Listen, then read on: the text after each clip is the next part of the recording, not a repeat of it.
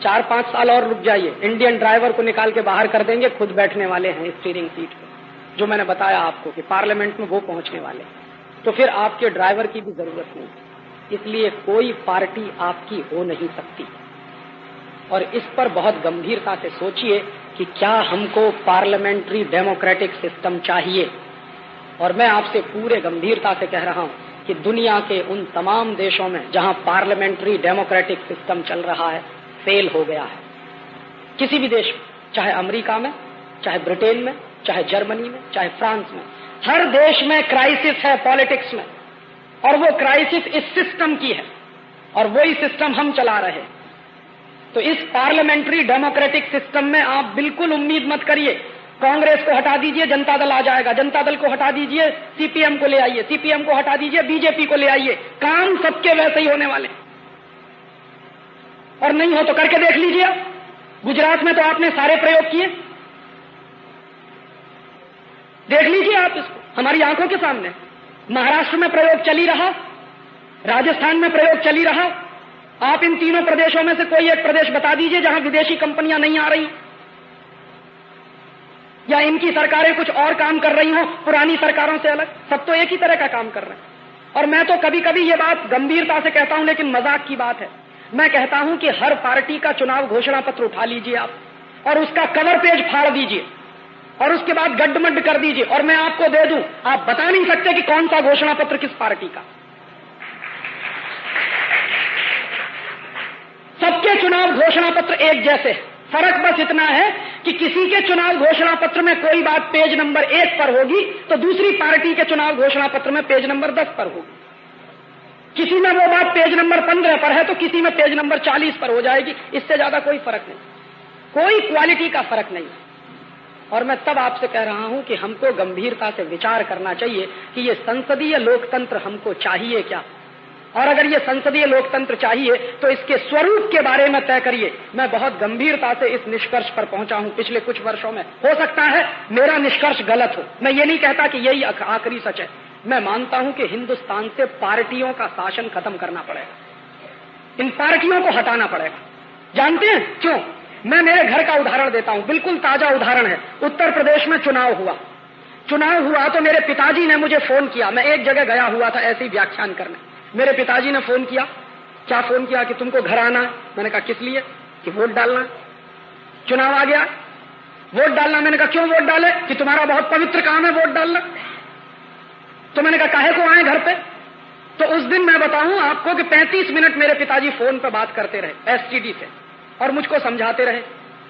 अंत में उन्होंने कहा कि तुमको इसलिए आना है कि कांग्रेस को वोट डालना।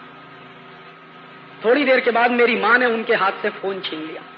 मेरी मां कहने लगी कि तुमको घर इसलिए आना है कि वोट भाजपा को डालना। मेरा भाई भी था उनके साथ वहां फोन पे, तो उसने कहा भैया आपको इसलिए आना है यहाँ पे कि ना हम भाजपा को वोट देना चाहते, ना हम कांग्रेस को वोट देना चाहते, हम किसी इंडिपेंडेंट को वोट देना चाहते। मेरा एक घर है, उस घर में मेरे पिताजी कहते हैं कांग्रेस को वोट डालो, मेरी मां कहती है भाजपा को वोट डालो, मेरा भाई कहता है कि इंडिपेंडेंट को वोट डालो, और मैं कहता हूं कि वोट डालने की जरूरत ही नहीं है, वो पड़ जाएगा वैसे ही। मैं जाऊं या ना जाऊं वो वोट पड़ने वाला है। तो ये जो तंत्र है इसने जानते नतीजा क्या पैदा किया? मेरा एक घर जिसमें मैं, मेरी मां, मेरा भाई, मेरे पिताजी 4 हिस्सों में बटे हुए। एक कहता है भाजपा, दूसरा कहता है कांग्रेस, तीसरा कहता है इंडिपेंडेंट, चौथा कहता है कि वोट ही मत डालो।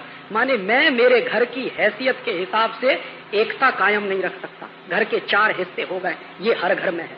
एक भाई भाजपा में, दूसरा कांग्रेस में, तीसरा जनता दल में, चौथा सीपीएम में, 5वां सीपीआई में। जानते हैं अंग्रेजों ने इस देश को कैसे तोड़ा था?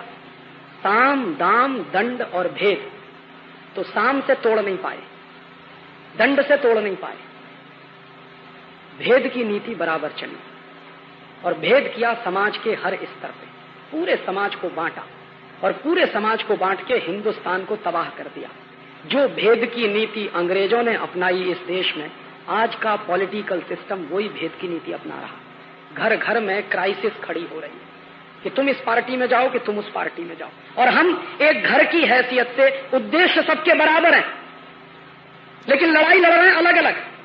और मैं जानता हूं कि मेरा वोट मैंने जिस पार्टी को दे दिया, सत्ता में आने के बाद वो मुझको भूल जाएंगे, नमस्कार भी नहीं करेंगे, उसके पहले तक मेरे घर पे आएंगे, हाथ जोड़ेंगे, पैर छुएंगे, गधे को बाप बना लेंगे क्योंकि वोट चाहिए, और वोट मिलकर जब चलेगा तो 5 साल तक शक्ल दिखाई नहीं देगी आपको।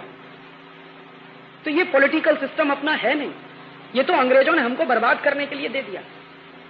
और इस पॉलिटिकल सिस्टम को अगर आप और आगे चलाएंगे तो समाज और ज्यादा टूटेगा। मेरा जो दर्द है वो दर्द ये है कि समाज टूट रहा है, पॉलिटिक्स उस पर चल रही है, समाज में विभाजन हो रहा है, घर घर में टूटन हो रही है, पॉलिटिक्स उस पर चल रही है। और वो पॉलिटिक्स किसी बड़े उद्देश्य के लिए होती तो मेरे समझ में आता। अब सबका उद्देश्य सिर्फ सीमित रह गया है कि किसी तरह सत्ता हासिल कर लो और सत्ता सुख भोग लो, ज्यादा से ज्यादा, उससे ज्यादा क्या है कि हमारे पास ब्लैक कैट कमांडोज हो जाएंगे, वही हमारा स्टेटस सिंबल है। एक बार मिनिस्टर हो जाएंगे, ब्लैक कैट कमांडोज हो जाएंगे, और सब यही कर रहे हैं। इस देश में अगर आप जननेता हो, इस देश के अगर आप लोक नायक हो, तो ये ब्लैक कैट कमांडोज की क्या जरूरत है? और मान लो कोई आपको मार भी देगा तो ठीक है, तैयारी रखिए मरने की। हाँ, क्यों डरते हैं मरने से? और ये तो वो देश है जहां बार बार जन्म की कल्पना है, मुझे तो अगला भी जन्म मिलने वाला है, तो काहे को चिंता कर रहे हैं, मर जाएंगे अगली बार, हो सकता फिर नेता बन के पैदा हो जाएंगे आप। तो मरने की तैयारी है नहीं, और बड़ी बड़ी बातें करेंगे कि हम समाज के जन नेता हैं, लोक नेता हैं। और मैं आपको यह बता सकता हूं कि ये जो ब्लैक कैट्स कमांडोज की व्यवस्था है, दुनिया की कोई भी ताकत लगा दीजिए, अगर आपको कोई मारने वाला पैदा हो गया तो बच नहीं सकते आप। अगर बचाने वाला होता तो इंदिरा गांधी का क्या हुआ? बचाने वाले होते थे तो राजीव गांधी का क्या हुआ? कुत्ते की तरह से मारे गए दोनों के दोनों। तो अगर आपको कोई मारने वाला पैदा हो गया है तो छोड़ दीजिए। और फिर हमारे यहां तो है, जिसको प्रभु रखता है उसको कौन मार सकता, और जब प्रभु ने तय कर लिया है तो आपको बचा कौन सकता। तो इतनी तैयारी रख के काम करिए। भारतीय संस्कृति में मरने से कभी डर नहीं रहा है किसी को, और ये आज सबसे ज्यादा डरपोक नेता पैदा हो गए, ब्लैक कैट्स कमांडोज लेके आगे पीछे घूमते हैं साहब, बड़ा रौब पड़ता है, माने लाखों करोड़ों रुपया बर्बाद करते हैं। ये पार्लियामेंट्री डेमोक्रेटिक सिस्टम के नतीजे हैं। और दुनिया में मैंने नहीं देखा, सारी दुनिया तो मैंने नहीं देखी, लेकिन कुछ देश तो मैंने देखे, किसी भी देश में एमपीज को घर नहीं दिए जाते रहने के लिए। यहां है, महल है उनके पास, किसी देश में नहीं है, ब्रिटेन में नहीं है, फ्रांस में नहीं है, जर्मनी में नहीं है, स्वीडन में नहीं है, अमेरिका में नहीं है। एमपीज को रहने के लिए कोठियां नहीं मिलती सरकार की तरफ से, उनको किराए के घर में रहना होता है या अपने घरों में रहना होता है। ये अंग्रेजों ने व्यवस्था डाली हिंदुस्तान में, और अंग्रेजों की डाली हुई व्यवस्था आज भी चल रही है। एक एक एमपीज के पास 2-2 घर हैं, 3-3 घर हैं, एक घर पार्टी को दे रखा है, एक घर अपने लिए। काहे के लिए भाई? किराए के घर में रहिए। और इनको आप कहते हो कि ये सब समाज से भी तनख्वाह लेके काम करने वाले क्लर्क हो गए हैं सबके सब, ये नेता। अपना टीए बढ़ाना हो, अपना डीए बढ़ाना हो तो पूरा पार्लियामेंट एक हो जाता। पूछिए जरा इनसे, कोई एक पार्टी माई की लाल थी जब ये डीए बढ़ाने की बात हुई थी पार्लियामेंट के अंदर? अपने भत्ते बढ़ाने की बात आई थी पार्लियामेंट के अंदर, सारे पार्टीज के एमपी एक हो गए और फटाफट बिल पारित हो गया।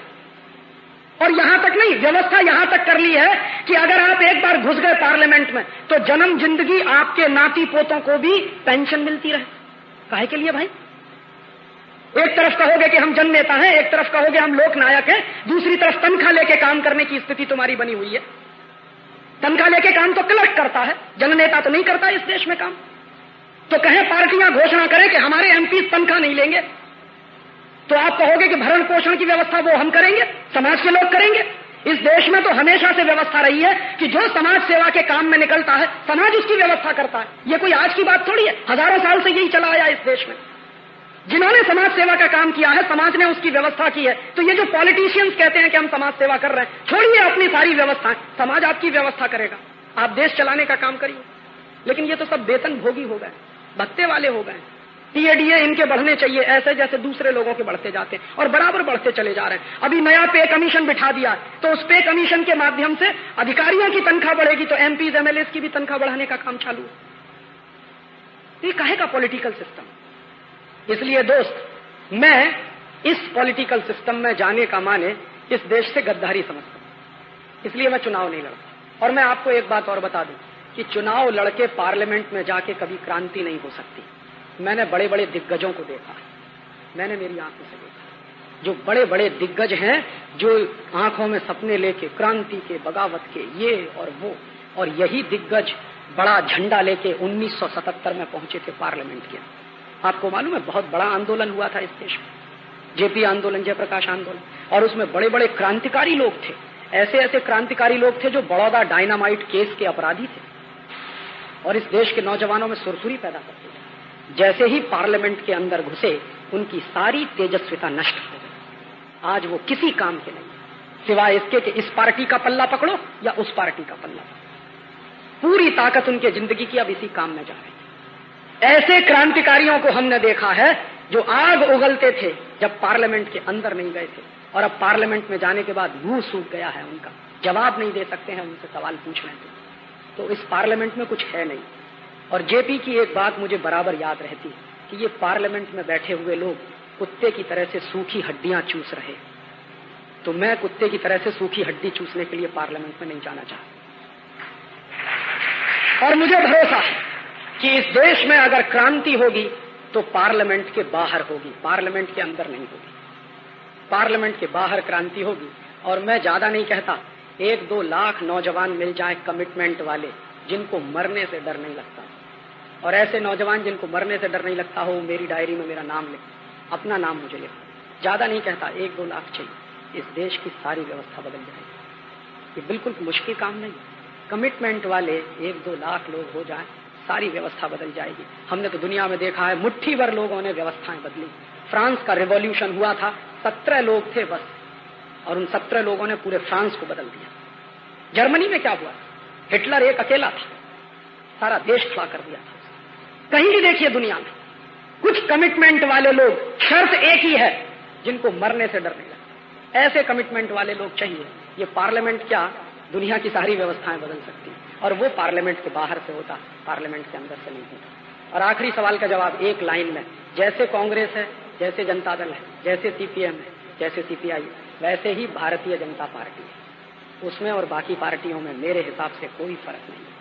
वो भी सत्ता की लड़ाई में वैसे ही शामिल हो गए हैं जैसे दूसरी पार्टियां वाले शामिल हैं। उनको भी अब सत्ता ही दिखाई देती है, ना आदर्श दिखाई देते हैं, ना अपनी घोषणाएं दिखाई देती हैं जो सत्ता के पहले वो करते थे।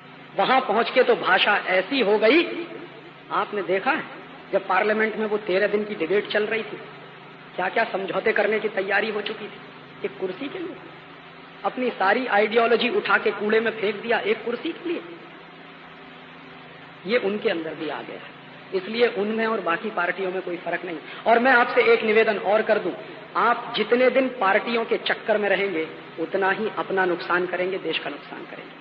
इन पार्टियों का चक्कर छोड़ दीजिए, पार्टियों का चक्कर छोड़कर देश के चक्कर में पड़िए। आज इनके लिए पता क्या हो गया, पार्टी देश से ज्यादा महत्वपूर्ण हो गई। देश नहीं है, पार्टी महत्वपूर्ण है। और उसमें क्या है, पार्टी नहीं टूटनी चाहिए, देश टूटे तो टूट जाए। सारे समझौते किसके लिए करते हैं, पार्टी नहीं टूटनी चाहिए, चाहे जितने गलत समझौते करने पड़े। सरकार नहीं जानी चाहिए, चाहे जितने गलत समझौते करने पड़े।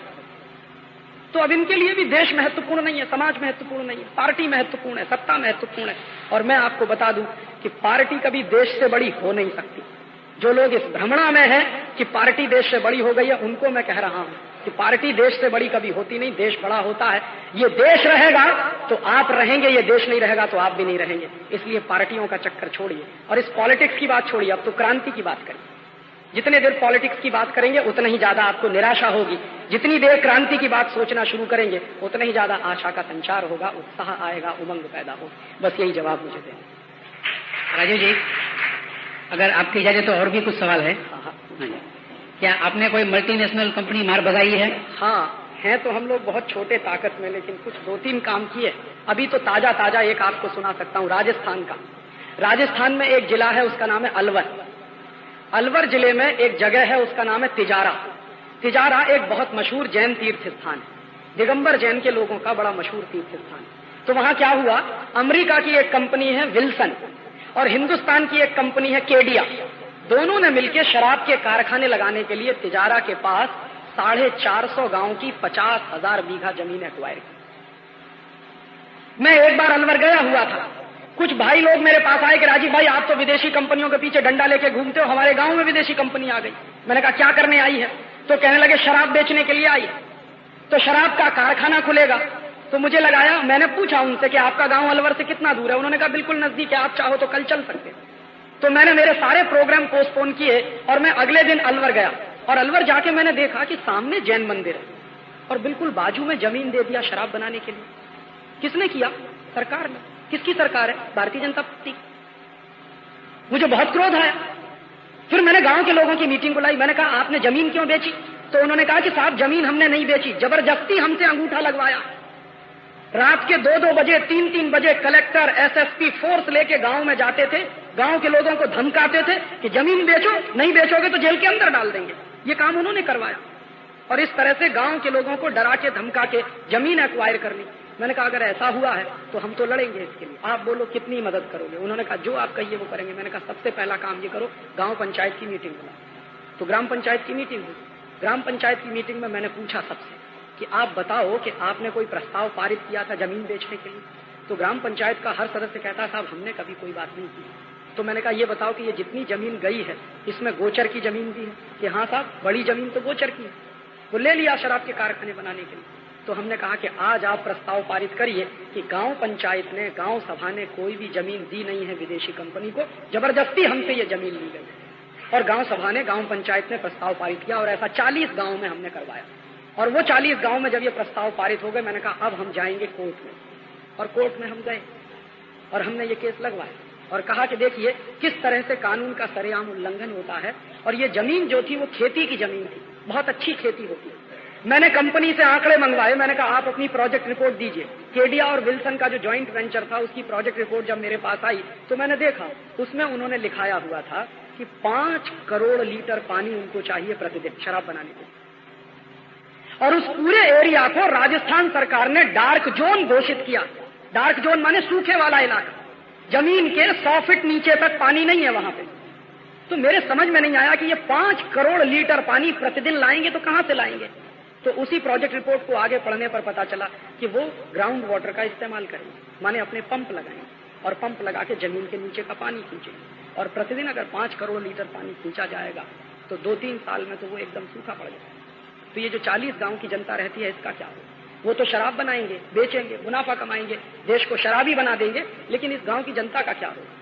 और इस बात को लेकर हमने आंदोलन शुरू किया और गांव-गांव में मैंने पदयात्राएं की। 3 महीने में रहा उस इलाके और पैदल जाता था, एक गांव से दूसरा, दूसरे से तीसरा, तीसरे से चौथा। घूमते घूमते मेरे साथ एक जमात खड़ी हो गई नौजवानों की। उसमें सब तरह के लोग थे, हिंदू भी थे, मुसलमान भी थे, जैन भी थे। दिगंबर जैन उस क्षेत्र में बहुत रहे। वहां एक बार एक साधु भगवान आए दिगंबर जैन समुदाय, मैं उनके पास गया। मैंने कहा ये देखिए इतना अनर्थ हो रहा, आपका आशीर्वाद चाहिए, ये बड़ी लड़ाई हमने हाथ में ले ली। उन्होंने कहा इस काम के लिए तो सर्वदा मेरा आशीर्वाद है। तो मैंने कहा आप जैन समाज को कॉल दीजिए कि इस लड़ाई में हमारे साथ आए। तो उनका कॉल आया और पूरा का पूरा जैन समाज हमारे साथ खड़ा हुआ। बड़ी ताकत मिली उसमें। फिर उसके बाद मैं एक मौलाना साहब से मिला, वहां पे मुसलमान समुदाय के लोग हैं। मैंने कहा कि आपके यहाँ तो शराब अधर्म है। तो उन्होंने कहा कि मैं भी आदेश करूंगा। उन्होंने आदेश किया तो मुसलमान हमारे साथ आए, हिंदू पहले से ही साथ में थे वहां के। और ऐसी बड़ी ताकत खड़ी हुई, 10,000 नौजवानों का संगठन 3 महीने में खड़ा हो गया। और हमने सबसे एक ही बात की, आप जिस पार्टी के हो उसको घर में रखो, अभी ये बचानी है जमीन जो जा रही है विदेशी कंपनी के। और हर गांव के आदमी का दर्द यही था कि ये जमीन बचनी चाहिए। तो 10,000 लोग जब खड़े हो गए तो एक दिन हमने कुछ नहीं किया, हम गए जुलूस निकालते हुए। और जहां पे इनका कारखाना बनाने का सारा तामझाम रखा हुआ था, कुछ छोटी मोटी बिल्डिंग बनाई हुई थी, वहां पे तार की बाड़ लगा दी थी इन्होंने। हमने कुछ नहीं किया, वो जाके उनकी तार की बाड़ हटा दी और उनके जो कारखाने वारखाने थे उन सबको हटा दिया, एक तरफ रख दिया। और वहां पे हमने लिख के टांग दिया कि ये जमीन गांव की है, ये कभी विदेशी कंपनी की हो नहीं सकती। उससे गांव वालों में बहुत ताकत आई। पहले गांव वाले डरते थे कि साहब इस विदेशी कंपनी के खिलाफ कैसे करेंगे, सरकार पीटेगी, पुलिस मारेगी। मैंने कहा मारेगी, इससे ज्यादा क्या करेगी। और उस दिन क्या हुआ कि जब हम ये सारा काम कर रहे थे तो केडिया कंपनी ने अपने कुछ गुंडे बुलवाए और उससे गोली चलवाई। गोली चली हम लोगों को। ऊपर वाले की मेहरबानी थी या महाराज साहब की कृपा थी, मुझे मालूम नहीं, मुझे नहीं लगी, मेरे बगल वाले साथी को। तो उसके बाद भी हमने काम नहीं रोका। ये उनके डराने का तरीका था। वो हमको धमकी दे रहे थे कि देखो तुमको मार डालेंगे। हमने कहा हमको मरने से डर ही नहीं लगता, तुम मारोगे क्या। और उसके बाद नतीजा निकला कि जब गोली चली तो गांव में और ज्यादा उत्साह पैदा। वो पता चला कि 10,000 की फौज अब 20,000 25,000 की फौज में कन्वर्ट होने वाली। फिर धीरे धीरे अखबारों में आना शुरू हुआ और अखबारों में आना शुरू हुआ तो एक दिन फिर हमने क्या किया पता, वहां के सरकार के मंत्री द्वारा उद्घाटन का एक पत्थर लगाया था उन्होंने, शराब के कारखाने के उद्घाटन का। हमने कुछ लड़कों को इकट्ठा किया और एक दिन वो पत्थर उठा के फेंक दिया। और जिस दिन हमने वो पत्थर उठाया, सारे गांव में हमने ऐलान कर दिया कि आज के बाद ये जमीन हमारी है, हम इस पर खेती करेंगे, फसल बोएंगे, देखें कौन आता है और इसको रोकता है। और हमने गांव में बैरिकेड लगवा दिए कि आज के बाद इस गांव में कोई पुलिस अधिकारी या डिस्ट्रिक्ट मजिस्ट्रेट बिना गांव सभा की परमिशन के घुसेगा नहीं।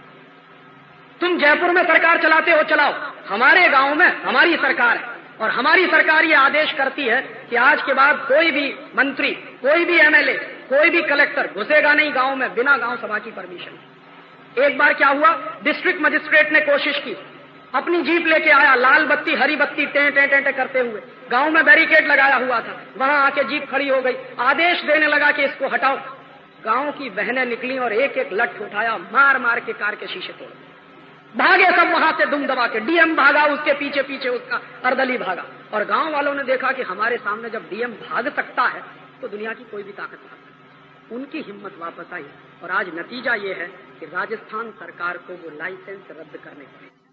छोटे काम है, शुरू शुरू में जब उठाए जाते हैं तो 50 लोग कहते हैं अरे ये हो नहीं पाएगा, लेकिन मुझे लगता है कि अगर संकल्प शक्ति हो और मन में पवित्रता का भाव हो, आपका उद्देश्य बड़ा हो, समाज के हित में हो, तो जीत तो होती ही है अंत में। भले ही हमारी शक्ति कम है, आज कम है, कल अधिक हो जाएगी। और अधिक कैसे होगी? ऐसी छोटी लड़ाइयां लड़ते लड़ते किसी बड़ी लड़ाई की तैयारी हम करेंगे, ये कर रहे हैं। 1992 से हमने ये अभियान शुरू किया था, 1992 से अब तक इतना कर पाए हैं। हम 3-4 लोगों ने ये अभियान शुरू किया था, तब सब लोग कहते थे कि क्या फालतू का काम कर रहे हो, अच्छा खासा कैरियर छोड़ के इस तरह के काम में लग गए। परिवार वाले भी नाराज, रिश्तेदार वाले भी नाराज। हमने कहा ठीक है, आप नाराज रहिए, क्योंकि ये पशु बन के जिंदा रहना तो हमें मंजूर नहीं है कि हाय पैसा हाय पैसा हाय पैसा। पैसा जिंदगी का सब कुछ नहीं होता है, देश उससे बड़ा होता है, समाज उससे बड़ा होता है, संस्कृति बड़ी होती है। और कभी अगर भगत सिंह हो सकते हैं, चंद्रशेखर हो सकते हैं, तो आज क्यों नहीं भगत सिंह और चंद्रशेखर हो सकते हैं? आज भी तो वही परिस्थितियां हैं। तो कुछ लोगों को तो ये करना ही पड़ेगा। और निकल पड़े हम लोग पागलों की तरह से, और आज होते होते कुछ हजार की संख्या हमारे पास है। और 3-4 साल चलेंगे तो शायद कुछ लाख की संख्या हो जाएगी। और जिस दिन वो हो जाएगी, उस दिन उनको आमने सामने से टक्कर देके युद्ध की आखिरी लड़ाई लड़ेंगे। वो आशीर्वाद आपका चाहिए, आपकी दुआएं हमको चाहिए, आपका सहयोग हमको चाहिए, आपका समर्थन हमको चाहिए। इस बड़ी लड़ाई में, इस धर्म युद्ध में जितना आपसे बन पड़े हम लोगों की मदद, हम लोगों का सहयोग करेंगे। आपका बहुत बहुत शुक्रिया।